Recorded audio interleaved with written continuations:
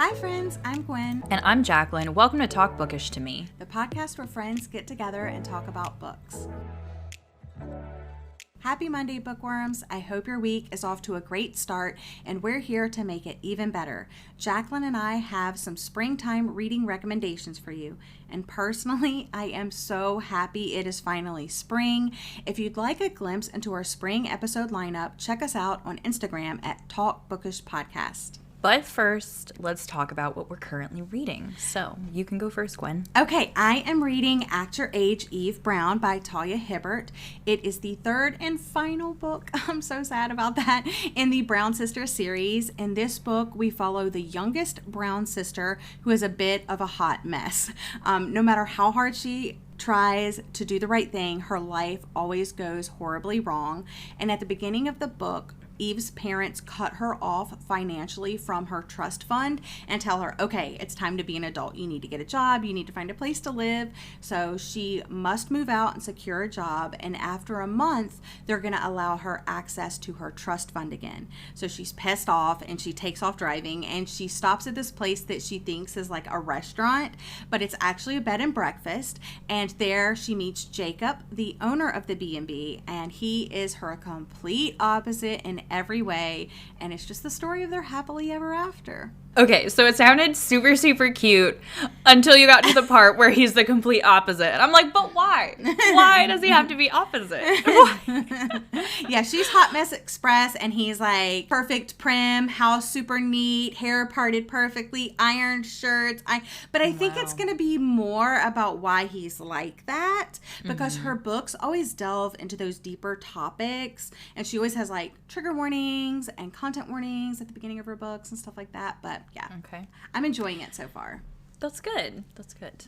I am currently reading Mother May I by Jocelyn Jackson. I think I only have like 100 pages left. I was listening to the audiobook that I got from NetGalley, but then I also got a physical copy sent to me by the publishers. So I was very appreciative of that. And I've been trying to listen to it while I've been at work because I've been working, so I haven't been able to. I mean, I sit down with the physical book usually on my break because I can like turn it up to like 3 times the speed. So then during that like 30 minutes, I'm like knocking out a bunch, but then I have to turn the speed down and I listen to the audio when I'm like prepping or, washing dishes or something. So I was a really, really huge fan of Never Have I Ever, which was Jocelyn Jackson's first thriller novel. She's actually like more of a historical fiction author, but she's been dabbling into thrillers, and I loved that book. This one is good. I'm not loving it as much as that one, though. I think it is dragging out a little bit more than I would have liked, but the like premise and synopsis is really good. It's about this mom named Bree, and she has like 2 like teenage daughters, and then also has like a new baby boy, and her baby boy is stolen by this like evil grandmother type of thing. I don't know. The voice is really creepy on the audiobook. But anyway, the grandma is like calling her and telling her like, oh, you have to do this. You have to drug this person, or you have to do this in order to get your boy back. Yeah. And her blackmail. Yeah. Which is funny because that's what her other book was about. It was okay, maybe she really likes that. Yeah. And this kind of has like different themes through it, like, oh, rich people, hoity-toity, them getting away with everything, not really thinking about other people that have to like work for a living and stuff like that. So, and there's also like how men in the workplace just like kind of do what they want and treat the women, wrongly or sexually abuse them and things like that. So there's different like underlying themes, which I really appreciate. But it's not as fast-paced as I would have loved. Yeah. But I think it's going to be a middle-of-the-range book when I'm finished with it. Is it more of a mystery, you think, or more of a thriller? I do think it is a thriller. Like, definitely the beginning parts when, like, the baby is going missing and stuff, you're, like, kind of like, oh, my gosh, like, what is happening? What would I do? But then there's just a lot of just, like, talking. A lot of dialogue. Yeah, a lot of dialogue. So then the thriller part kind of stops and you're kind of like in the middle of the book and they're like, oh, what do we do? What should we do? Blah, blah, blah. Like all that kind of stuff. And I think that's where I get lost a lot of the times. Well, I hope it picks up. I hope the ending makes it worth it.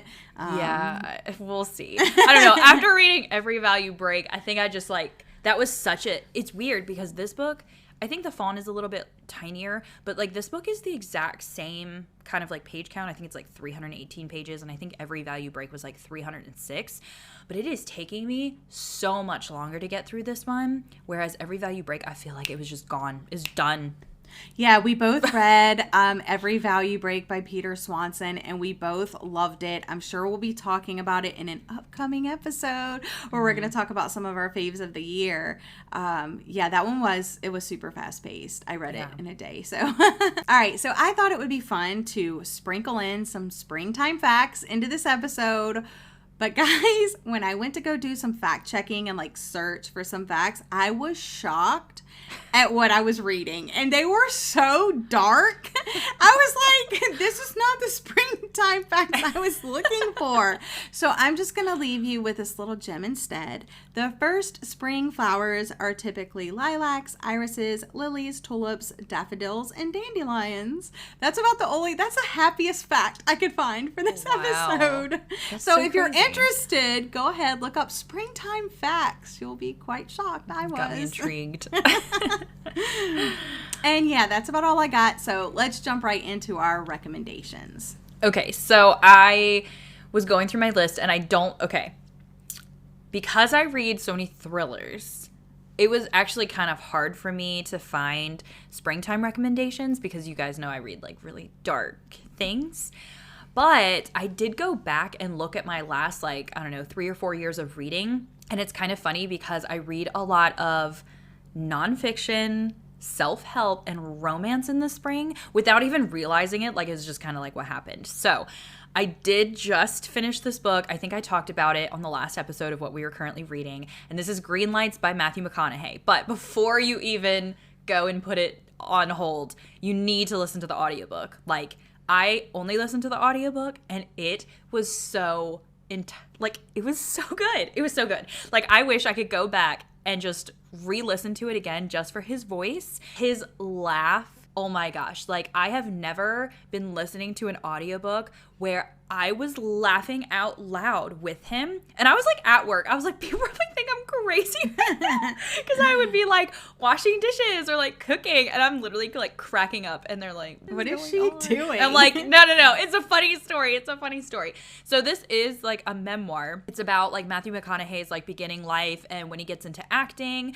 And it is kind of like a self-help book too, though. So if you don't like self-help, you probably wouldn't like it. But I just really love his like confidence, and there was so many like little facts in there if you're like a Matthew McConaughey fan and you like have watched like the movies that he's been in.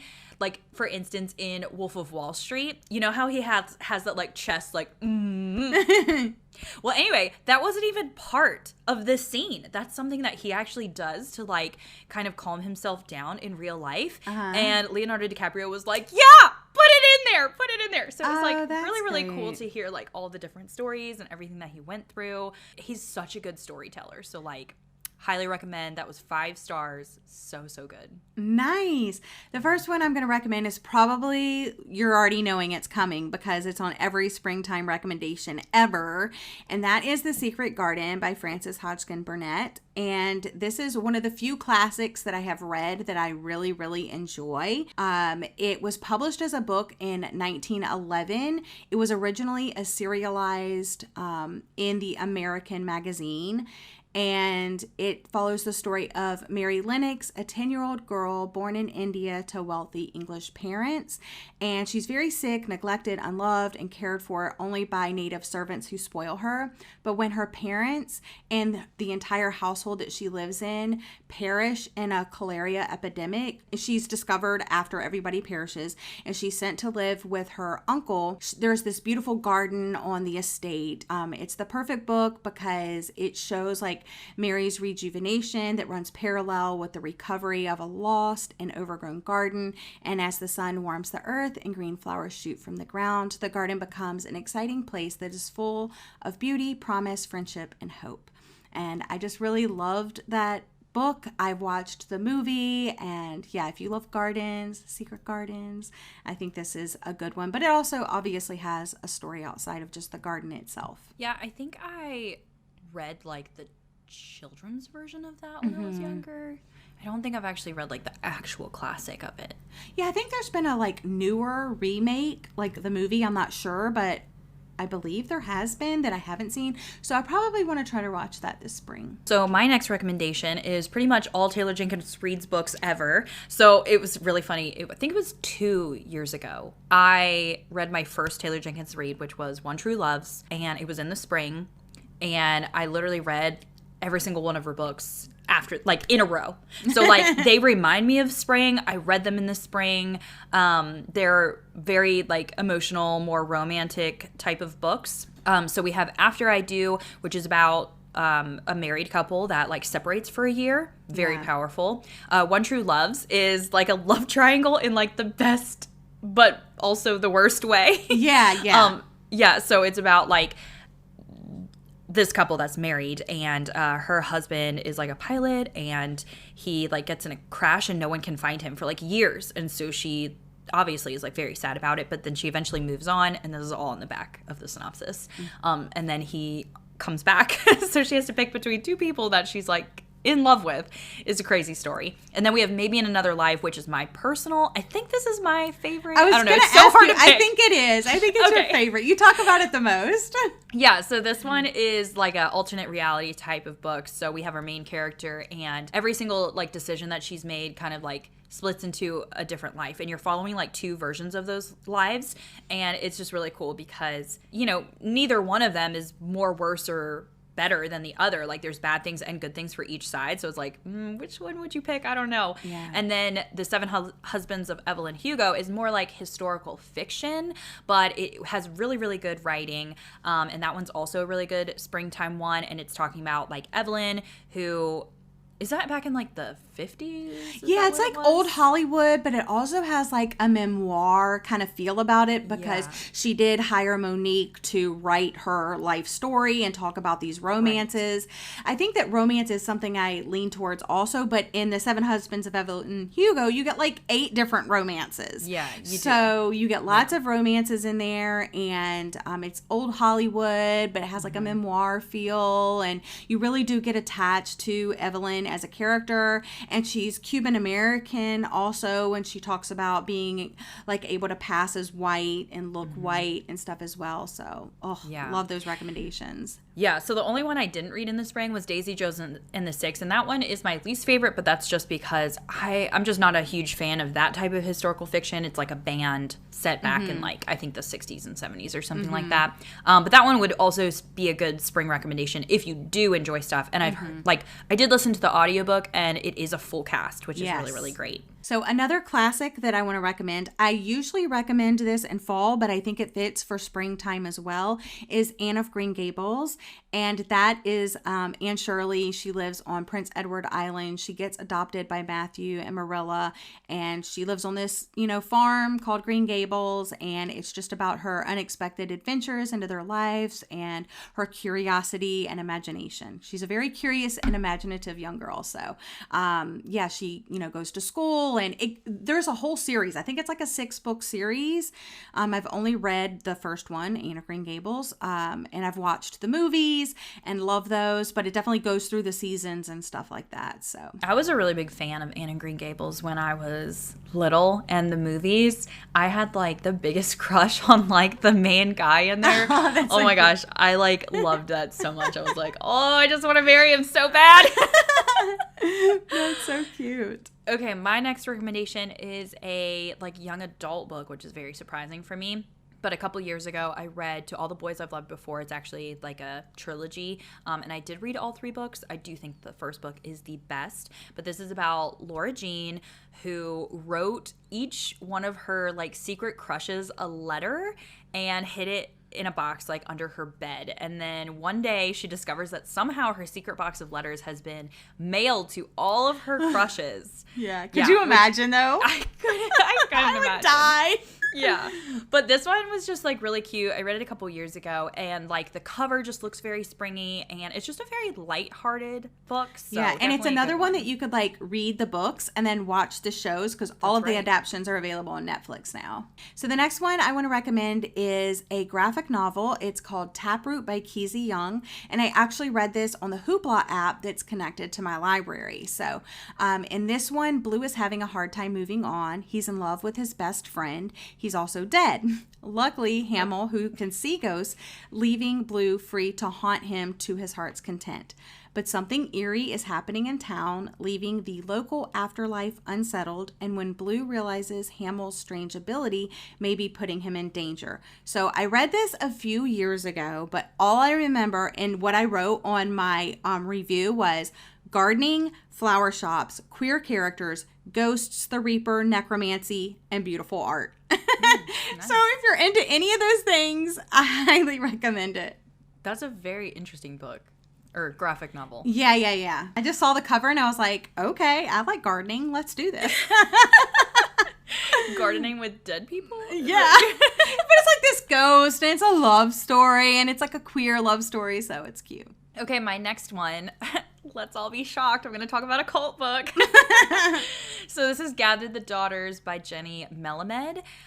This one does talk a lot about summer, but it also has like points of leading up into summer. Mm-hmm. So that's why I think reading it in the spring. And for me, the cover kind of reminds me of more springish. So we have this like cult island type thing where only a very like small amount of people like came to this island, and like you're not allowed to leave. Like you're literally there. And so they're kind of all, I guess it's more like incestual. Is that a word? Yes. Okay. Or we're going to say it is today on Talk Bookish to Me podcast. Yeah. So the daughters of the men that are there are wives in training. And so it's kind of like the Grace Year, where like the first sign of puberty, they face their summer of fruition.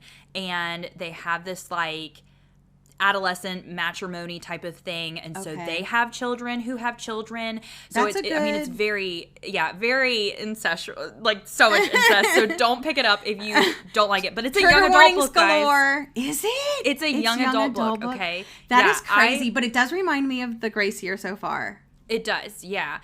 It's just like way darker than the Grace Year. So if you don't want to go this dark, then sure, the Grace Year would be a really good one. But I prefer this one over the Grace Year. Wow. It is very, very good. And it's like, there's just a lot of bad things that happen in it. But because of it, like relying on like spring and summer and like, oh, you know, we're going to have a new family and like stuff like that. I don't know. It's weird, but it was definitely a spring book. The ritualistic season. Yes. Yeah. And like, I feel like when I think about cults, it's like, you know, people in the flowers in their hair. Like dancing like in the midsummer. Yeah. That's good. Yeah. Actually, when you talked about this before, I don't think it was on the podcast, but I think just like in your cult recommendations, like on your YouTube channel and that, maybe you mentioned this. Yeah. I added it to my wish list. So it's definitely on my radar to pick up. It sounds so good. I didn't realize it was young adult though. Yeah. That's crazy. Mm-hmm. Oh my goodness. It's messed up. Wow. Okay, another graphic novel I want to recommend is Bloom by Kevin Panetta. And I love the art and color palette in this one. It's just so beautiful. It's like this dreamy turquoise blue color, which lends itself really well to the story of a failing family bakery and young love. And it's a male-male romance. So you have Ari, who doesn't want to work at his family's bakery anymore. He wants to run off to the big city with his ultra hip band. And he decides that a way that he could do that is if he finds someone else to work in his place at his family's bakery. So lo and behold, Hector comes along, who loves to bake, and they kind of fall in love as Ari is training him, and it's just, it's so cute. It's really cute. That does sound really cute. I need to read. You always have really good graphic novel recommendations. I need to start picking some of these up. Well, maybe when you come visit me, you can borrow some. That's a good idea. Okay, my next rec, Colleen Hoover. Surprise! Yeah, surprise. Okay, so like obviously she has a ton of books, but I'm going to specifically recommend Maybe Someday. And that's because this one is very music related, or I don't know what word I should use there, but it's about Sydney. She's a student who has a steady job. She lives with her best friend and has a great boyfriend. And there's like music coming from this like balcony that's opposite of hers. But Sydney finds that her boyfriend is cheating on her, and she kind of starts like getting to know the mysterious and attractive man that's like making the music from the balcony. But this actually has deaf reps. So the guy that's making music, Rj, he actually is deaf.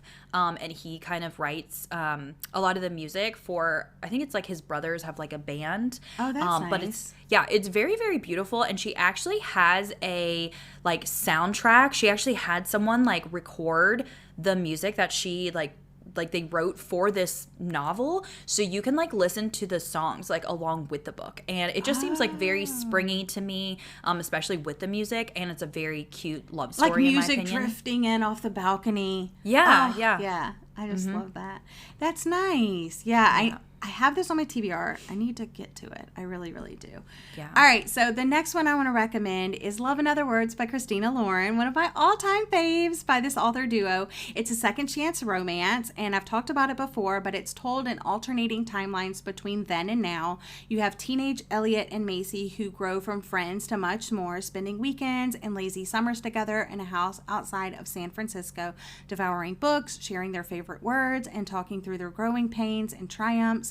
And as adults, they've become strangers to one another until their chance reunion. And although their memories are obscured by the agony of what happened that night so many years ago, which that is the part that I didn't really care for, to be honest. But Elliot will come to understand the truth behind Macy's decade-long silence, and will have to overcome the past and himself to revive her faith in the possibility of an all-consuming love. So what I thought was really interesting about this is I loved the beginning setup of Macy's mother has died, and she left behind a list for the father that like, here's some things you need to know about teenage girls because I'm not going to be around. Let me give you a list of things that you might need to know. This might help you out. And one of the things was that like girls just go through it and they kind of need a place to get away. Mm-hmm. And so the father does that. He goes and buys this house that's like their weekend getaway house. And while she's there, she meets the guy next door and they fall in love. And it's the cutest thing ever. But of course, you know, time goes on, people grow up, they get jobs, they meet new people, all of that. Mm-hmm. And she's engaged to be married. She has a really great life, but then she bumps into Elliot, and that was her first love. And she, you know, rekindles that and starts talking to him. And Elliot is trying to find out, like, why did we ever like split up? Like, what happened? So it is leading up to that, but I just love especially the parts when they're teenagers. I just thought that was just like so cute, like young love. Yeah, the cover of that one definitely looks springtimey. Okay, my next recommendation is a like nonfiction self-help book because I am obsessed with books like that, especially in the springtime. Like I know I do love books like this when it's like the new year, but for some reason, springtime just feels even more like a new year. It does. And like, oh, get your shit together, you know? Yeah. Like, let's like figure all this out. Let's be like amazing human beings, 100% and everything. That's me. I wonder if it's like because of the time change and the light, Maybe. you know, changes and it's light, dark, you know, longer. Yeah. So you feel like, okay, I have more time to get things accomplished, maybe. I don't know. Yeah. And just like getting sun every day, I'm like, okay, I'm a new person now. I got my sun for the day. What else can I knock out? Okay, so this one is Sleep Smarter by Shawn Stevenson, and I know that there's a lot of sleep books out there, and I've read a bunch of them because with me working different jobs my whole entire life and always being like restaurant business, so like, you know, going to sleep really late and, you know, trying to wake up and all this kind of stuff, I've always been obsessed with how I can make my sleep better and make sure that I stay healthy because I'm getting enough sleep. And this book has definitely been the best sleep book I have ever read. And I bought my own copy and I literally lend it out to everybody. And I actually need to reread it. I was going to reread it this year and maybe even do like a video of my sleep with it because he has like a whole trial period. Yeah, he has like a whole like you know, they have diet plans in the back of books. Well, it's like a sleep plan or whatever. Nice. Yeah. So this one talks about like why you need to sleep more and exercise less to get the best fitness results, how to feel more energized and refreshed on less hours of sleep, why poor sleep quality depresses brain function and leads to poor performance, what supplements are safe and helpful and which ones to avoid, what exercises you can do to instantly improve your sleep quality, how the clothes you wear to bed can depress your hormone function. Oh, wow. Why sleep is the missing ingredient in long-term fat loss, why going to bed at the right time is more important than how many hours you sleep, what mineral deficiency can cause severe sleep problems, the surprising impact that intimacy has on your sleep quality, how to calm your mind so that you can fall asleep faster, and so much more. And Sean Stevenson actually has like a whole podcast too. Like he's like a very well-known podcaster. I'm just, the whole time you're thinking, I'm like, we both need, okay, you need to reread it and I need to read it. And we need to do a podcast episode about this because I think that people do need to do these things. Like when it was like, what clothes you wear to bed, I'm like, what can depress your hormone function? I'm like, oh my goodness. Yeah, and just the way he has, it's not like one of those books where it's like all this like science just thrown at you. He like writes it in a very easy way to understand, and it just feels like a friend is talking to you. So, I mean, I gave it 5 stars when I read it a couple years ago. Loved it. I want to read it again.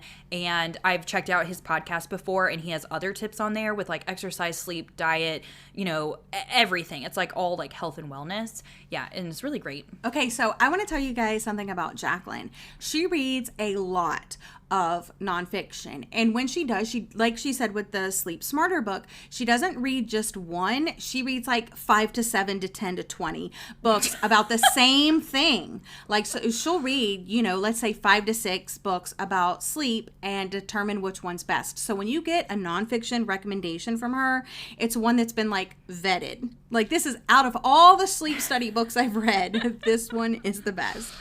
Because she's done like recipe books for me, and she was able to find me a really great recipe book, like twisted memoirs and stuff like that too, like Educated, and just all those things. Like when you get nonfiction recs from her, write them down because they don't feel preachy. They don't feel like you're reading a textbook. They don't feel stale. They're engaging. So if you don't read nonfiction and you've always wanted to read more nonfiction, take some of her recommendations, guys. She has the best recommendations for nonfiction. But it's true because, like, I would have never picked up some of the nonfiction I have without, like, your recommendation. You just have the best ones.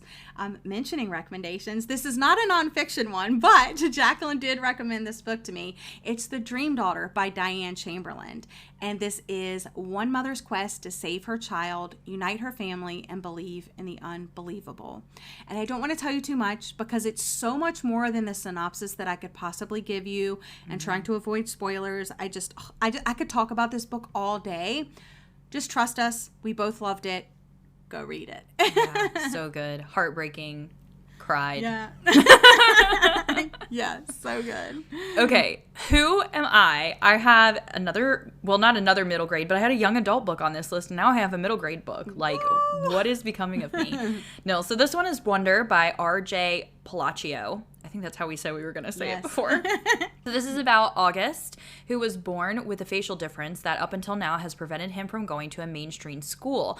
Starting 5th grade at Beecher Prep, he wants nothing more than to be treated as an ordinary kid, but his new classmates can't get past Augie's extraordinary face. And this one, I think I read it in the springtime, but it just, I don't know, I guess middle grade books just remind me of spring because it's like youth, you know? Yeah, like exactly. Yeah, and so, yes, it is easy reading, but it's also a hard subject, and I cried when I read the book and watched the movie because it's just like very upsetting that like kids are kind of like bullied and stuff for especially things that they can't even control. But the movie is also really, really great. But a lot of it is just kind of like, even in the movie, it's like bright, springy, summer, spring. And so that's why it's one of my recommendations for this, because I think it'd be great to read in the springtime. Okay, so my next recommendation is a thriller. So a couple of reasons why I'm recommending The Wife Upstairs by Rachel Hawkins. So it has a super springy cover, and the main character starts out in the story as a dog walker. So I think about walking my dog in the springtime more than just like, get out, get your business done, get back inside because it's too cold. So, and then there are some minor, and I'm talking minor scenes where the main character is working with the other women in the neighborhood to like beautify the neighborhood. So like flowers and stuff, you know? So, but basically the story is Down on Her Luck. Jane meets Eddie, and it is a play, like a retelling of Jane Eyre. I haven't read that, so I don't really know, like, and everybody says, oh, it is kind of like it. Oh, it's not kind of like it. So like, just read it and make up your own mind. But Jacqueline thought that just with the title of the book, it was like a little too like in your face. Like there was nothing as shocking or anything else about it. Well, I mean, yeah, the wife is upstairs. But I mean, I just thought it was interesting. She bumps into this guy. He takes her in, helps her, and then they kind of start a relationship. But then like his previous wife and her best friend went missing. Their bodies haven't been found. And it's kind of like, where are all these people? And she's trying to figure it out. It is a little obvious, but I don't know. There was just something about it that I really, really liked. It is definitely, that cover is super spring. I mean, it's like light blue, pink flowers. Yeah, it's beautiful. Yeah. As some of you know, I use Anchor to host my podcast, and I couldn't be more pleased with their service. It made it super easy to go from being a beginner that had no idea what in the world I was doing to someone that still has no idea what I'm doing, but it looks like I do because Anchor does all of the hard work for me. If you haven't heard about Anchor by Spotify, let me give you a rundown. Basically, it's the easiest way to make a podcast with everything you need all in one place, and here's how it works. Anchor lets you record and edit podcasts right from your phone or computer, so no matter what your setup is like, you can start creating today. Then you can distribute your podcast to the most popular listening platforms, including Spotify, with a single tap. Anchor is also the only place you can publish video podcasts to Spotify. With Anchor, creators can earn money in a variety of ways, including ads like this one and podcast subscriptions. You want to hear the best part? Anchor is totally free. Download the Anchor app or go to anchor.fm to get started. Okay, another nonfiction recommendation. Another one. Take notes, guys. Okay, so this one is Digital Minimalism, but you have to promise to still listen to the podcast if you do this book. Okay, this one's by just Cal. Us and just this podcast. Yeah, just our podcast. And then you're good.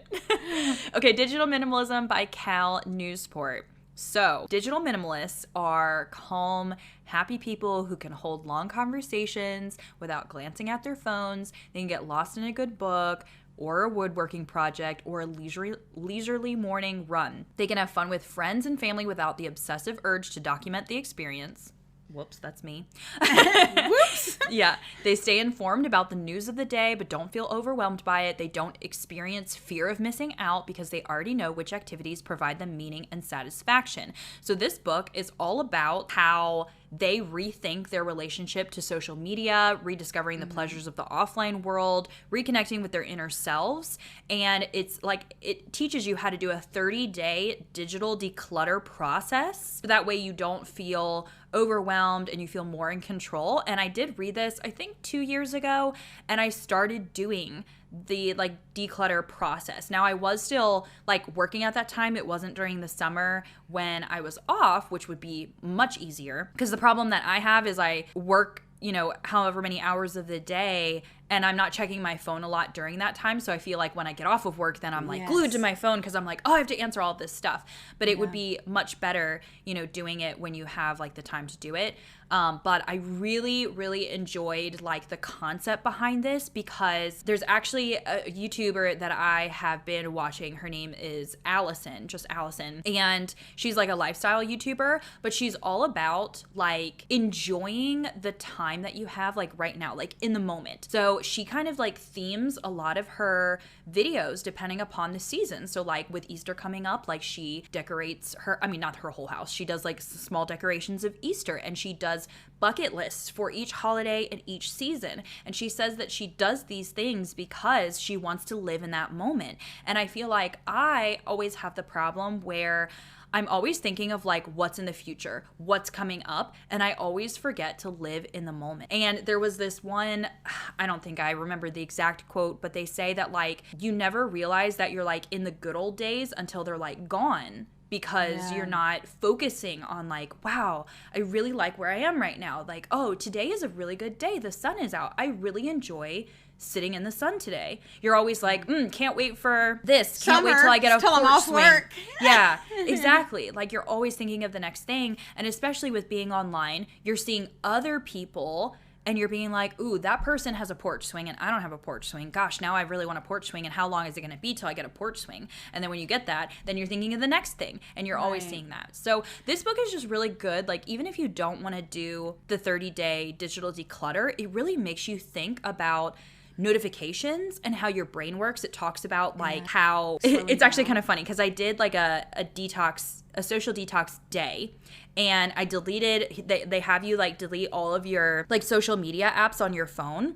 Do you know how many times I opened up my phone going to click on like Facebook or Instagram without even realize that I was doing it? And it wasn't there, and you were like, and it wasn't there, and it makes you, and you're like, oh my gosh, like I'm doing this without realizing. Yeah, so it's a really cool book. I think that it's perfect for like the spring and the summer, especially when you want to be like trying to focus on getting outdoors and doing more things for yourself instead of just like watching everybody else do that on social media. Yeah, I like that you still do, like, that you'll tell me, you're like, oh, you're not going to be able to reach me tomorrow, I'm off my phone. So you still do, like, days where you, like, put your phone down and you're like, I'm doing a me day or whatever, and I just love that. So I did that just once. Maybe I need to do it again. All right, so the next recommendation I have is The Leaving Season by Kat Jordan. I read this, I think, in, like, 2016, so it's been a while, but this is the time of year when everyone graduates high school, packs up their brand new suitcases, and leaves home for the first time. It happens every late August, so I thought that this would be like the perfect book to recommend. But this year, Mitty's boyfriend Nate is the one leaving. Nate, who's so perfect that she can barely believe it. Nate, who makes her better than she is on her own. Nate, who's promised to come back once he's finished his gap year volunteering in Central America. When he does, it will be time for Mitty to leave too, with him.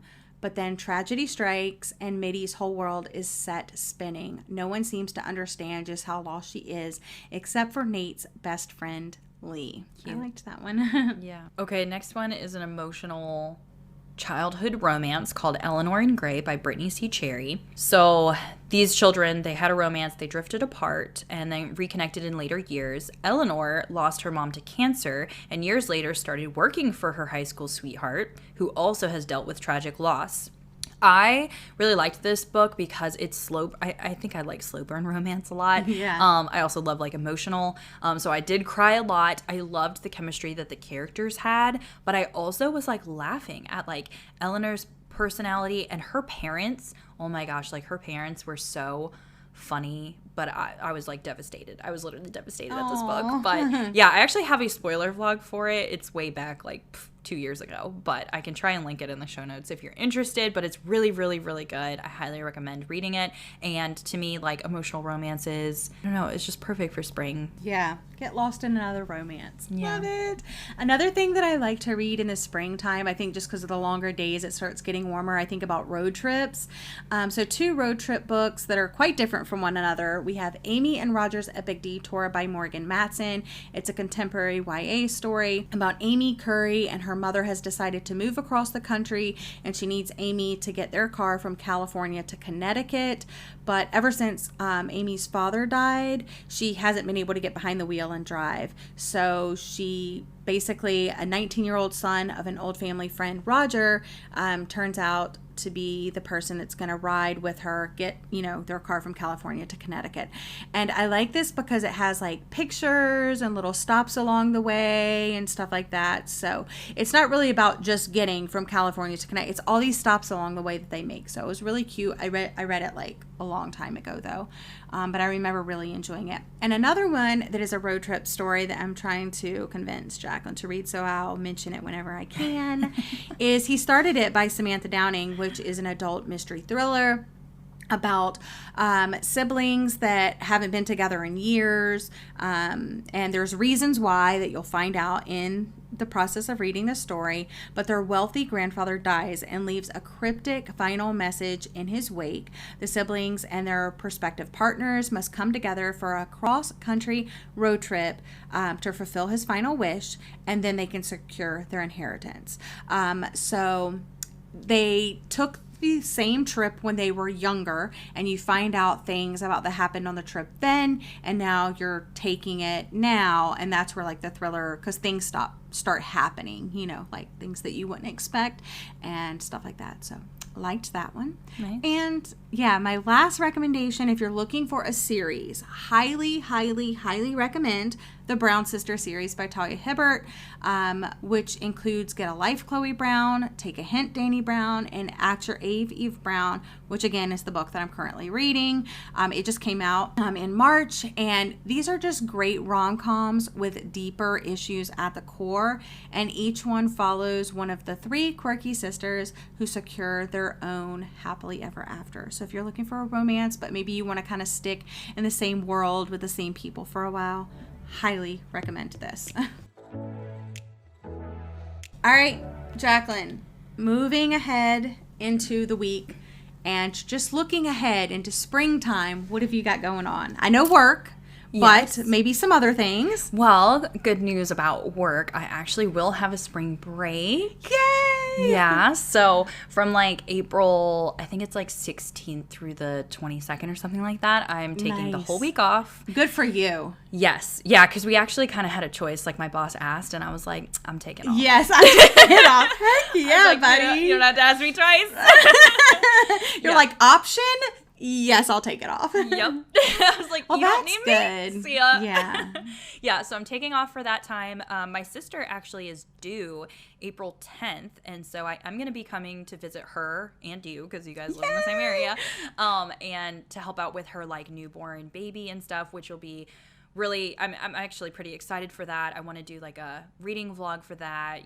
I'll be driving, so I could like listen to a good audiobook. Maybe I can listen to a road trip one, going. Yeah. I don't know. Yeah, hint. Yeah. But I'm really excited for that. I also pulled out my bike. I think I'm going to use it tomorrow before work. I'm meeting up with a friend for like coffee, and we're going to like sit out at a little park because she has a little boy that could play. So I think I'm going to ride my bike there. Oh, nice. Yeah, which is going to be like super just springy and like nice. Like, yeah, so I'm really excited for that. I have my next infertility appointment coming this Thursday, so I hope everything goes well with that. And by the next episode, I'll probably actually have like an update. Like we'll have like our final verdict of like what's going on with that.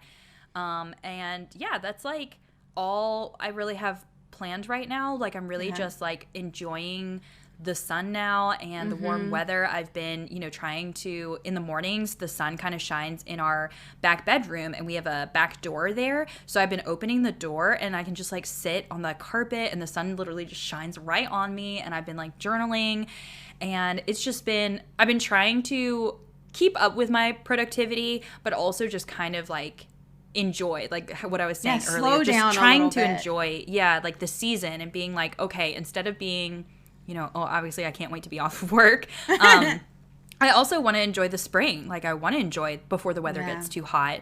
And I've been doing some fasting in order to like help my digestive system like get a break and stuff. And so I've been dropping a little bit of weight, which is really great. I'm like excited for the summer. I've just been feeling a lot better because with the fasting, it gives me like mental clarity, and also like it just gives my digestive system a break. Like guys, you just don't even know how much bloating is not fun. But yeah, I've just been feeling like very motivated, very great actually. I've been in a good mood this week, so. Yeah, I think ever since spring hit, I have been a little bit more, excited about things, like excited about life again, because I just am not a cold weather person. I know. I like the sunshine. I like being able to open up my windows. I like, it's lighter longer. I just love that. But I want to hop back onto something that I talked about in our last episode. And I talked about like this huge like dark place I was in because of my back pain and my allergies and stuff like that. So I just wanted to update you guys. I didn't want to leave you in the dark. So slowly but surely my back pain is diminishing with the help of my husband and my chiropractor. My husband has been a trooper. I'm like, I need you to rub it again and again and again. And he also is like, have you taken your pain medications? Have we put on a lidocaine patch? So he's just been like making sure I'm doing all things. Are you drinking enough water? Like all of those things. Cute. Now my allergies are another story. So I went to my allergist a couple of weeks ago by the time this episode will air, and I had a full panel allergy test. And in case you don't know what that means, I was injected more than 100 times with micro doses of things to see if I was allergic to them or if I showed sensitivity to them. So 55 shots were split between my forearms. So they did like the positive and the negative, and then 25 on one or whatever, and then the rest on the other arm. And then they did the same amount of shots on my upper arms. And I actually sent pictures of all this to Jacqueline. I'm like, look what I'm dealing with right now. And I was at my allergist for like 3 hours. So it wasn't like a short visit. So not exactly what I would consider a fun time, but the reason why I went forward with doing it is they can give you the results in the same day. And I have had tests before where they put these like patches on your back and you have to like wear them for like however many days, and then you have to go back, and they are extremely itchy and you can't shower and it's just like a big old pain. So I was like, okay, just give me the shots. Like, let's just do this. So turns out I'm allergic to dust mites and 2 types of grass, Bermuda and Johnson grass, on top of the ragweed, which I already knew I was allergic to. Sadly, however, my new allergies don't have oral medications, and the only way to like, I guess, get relief from the dust mites, Bermuda grass, and Johnson grass is to get allergy shots. And I declined that because that's a huge commitment. Allergy shots, if you were to start like your very first dose or whatever, it's weekly shots for 6 months. Weekly. So like if you're working, imagine having to take off once a week for 6 months to go get a shot, and then bi-weekly after that for 5 or more years. What? Years? Yes. Oh my gosh. Yeah, no thanks. Yeah. So it's probably also expensive. I mean, yeah, and like who knows, like some your insurance might cover, some maybe not, and even if you have to copay, that stuff adds up weekly. Sure does. Like, are you kidding me right now? So I declined that for the time being. I was like, no, we're not going to go the allergy shot route. I'm just going to deal with the blisters. Yeah. Thanks. Oh my gosh. So in the meantime, my doctor told me to wear long sleeves and to avoid going outside as much as possible and take antihistamines. I was like, so you have to wear long sleeves and not go outside in the spring and the summer. What? Like, oh my gosh. Yeah. So that's not happening, guys. So in the meantime, I'm just dealing with new blisters all the time, and it's okay. And I itch them, and they're. But the good news is that I go back at the end of this month, April 30th, for my first dose of my ragweed pill. And I take that all summer to like early fall. And I think actually that pill is going to clear up a lot of this other stuff. So I just have a couple, like a month to a week to go, and then hopefully I'll start getting some relief. Yeah, so. I hope you do. You've had it rough. Like, you've been falling apart, Gwen. You can't. Stop falling apart. Jack is like, are you going to be alive when I come? I'm like, will I actually be able to see you in a couple weeks? Or Yeah. But my mood has definitely shifted. I did post a mental health update on my YouTube channel, and a lot of you guys reached out to me and left like super kind words and just encouragement, and like let me know that I could talk to you. And I think to me, I'm stuck in a rut when I'm internalizing it. But when I tell people and I put myself out there, that's what starts the healing process. Yeah. And of course, that doesn't like fix my back, but talking about it and knowing that there's a plan of action, like I'm going to my chiropractor. We bought this like massager thing for my back. It's like this like, I don't know, weird massager thing that my husband uses on my back, and taking, you know, like pain reliever, lidocaine patch, like all the things, and knowing that, okay, I'm not getting relief from my allergies right now, but April 30th, I'm going to get my first dose, and that relief is coming. I feel just like I was talking about with the infertility. There's a plan. I have a plan now, and that's what half the battle is for me. So I appreciate all the kind words and stuff like that. So yeah. We hope you enjoyed today's episode of Talk Bookish to Me. We shared some of our springtime reading recommendations, but we're curious to know what's on your spring TBR. Let us know and follow us on Instagram at Talk Bookish Podcast, or you can also email us at talkbookishpodcast@gmail.com. We'll be back every other Monday for more bookish talk. Come back and join us again in 2 weeks. Until next time, happy reading!